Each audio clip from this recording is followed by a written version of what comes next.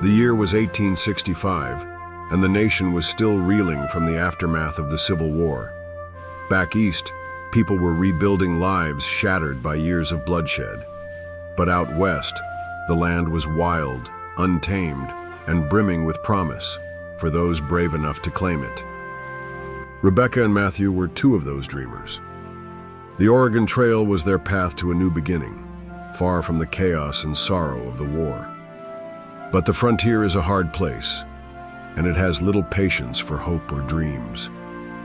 As their wagon creaked across endless plains and jagged mountains, they believed they could face anything, until they reached a lonely trading post, a stop meant for rest and resupply.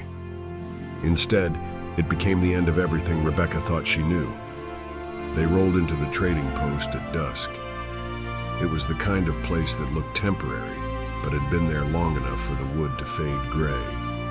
A few settlers milled about, sizing them up. The Cheyenne were camped nearby, watching quietly. Rebecca pulled her shawl closer. She didn't know much about the Cheyenne, only what folks whispered, enough to feel uneasy. Inside the trading post, the air was thick with smoke and suspicion.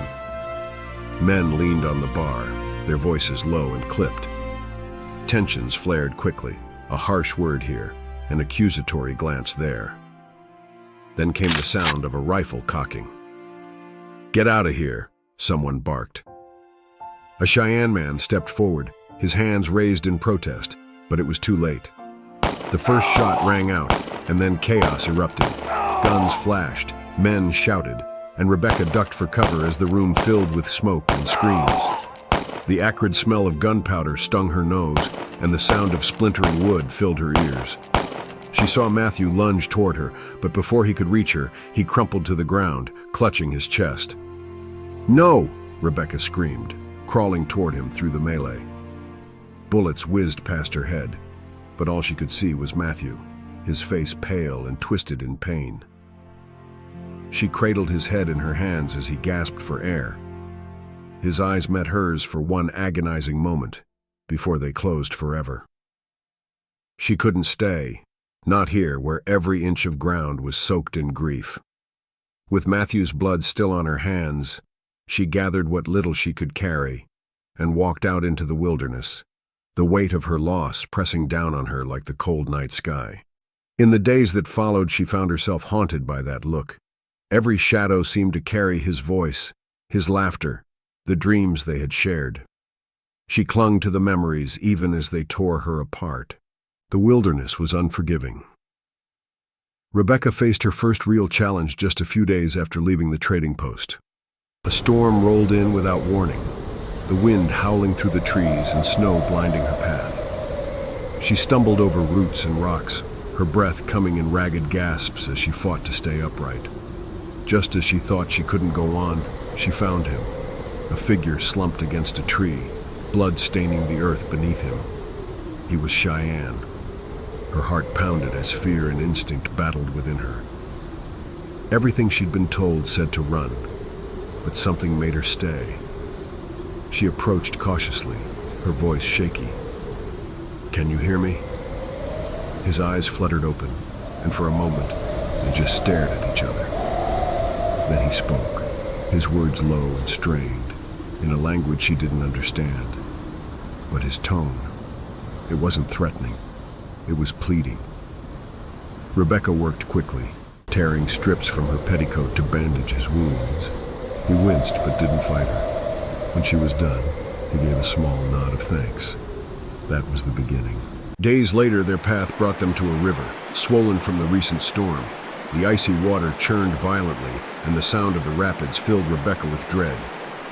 "We can't cross this," she said, her voice trembling. Hawkeye didn't respond. He simply pointed to the far bank, his expression calm but firm. With no other options, they tied their supplies to a makeshift raft and prepared to wade into the water. The current was stronger than Rebecca anticipated. It pushed against her legs, threatening to pull her under. She gasped as the cold seeped through her boots, numbing her feet. Halfway across, she lost her footing and fell, the water dragging her downstream. Hawkeye was there in an instant. He grabbed her arm and pulled her upright, his strength steadying her against the current.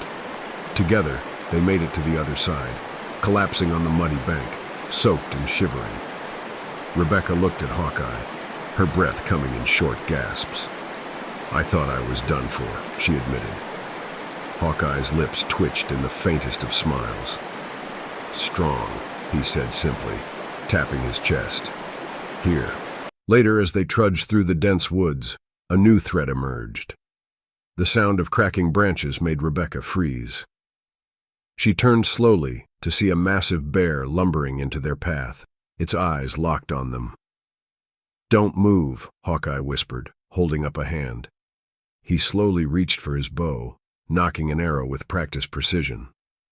The bear let out a low growl, stepping closer. Rebecca's heart pounded as she gripped the knife Hawkeye had given her, though she knew it would be no match against the beast. Hawkeye released the arrow, the sharp twang of the bowstring breaking the silence. The arrow struck the bear's shoulder, but instead of retreating, it roared in anger and charged. Hawkeye shouted something in his language, grabbing Rebecca's arm and pulling her behind a tree. The bear swiped at the trunk, splinters flying. Hawkeye loosed another arrow, this one hitting its chest. The bear stumbled, letting out a final roar before collapsing to the ground. Rebecca's knees buckled as the adrenaline left her. "Is this what life out here is like?" she asked, her voice shaky. Hawkeye glanced at her, his expression calm. "Yes," he said simply. Days later, the air grew colder and the snow fell harder. By dusk, the sky had turned a menacing gray, and the wind began to howl. Hawkeye gestured for Rebecca to stop, pointing to a cluster of trees. He spoke a few words, his tone urgent. "We can't keep going, can we?" Rebecca asked, though the answer was clear. Hawkeye nodded and began gathering branches, his movements swift and deliberate. Together, they worked to build a shelter, using fabric from their supplies to block the worst of the storm. The wind cut through the cracks like a knife, and the cold seeped into their bones. Inside the makeshift shelter, they huddled close. Rebecca's teeth chattered as she tried to wrap her shawl tighter around her shoulders.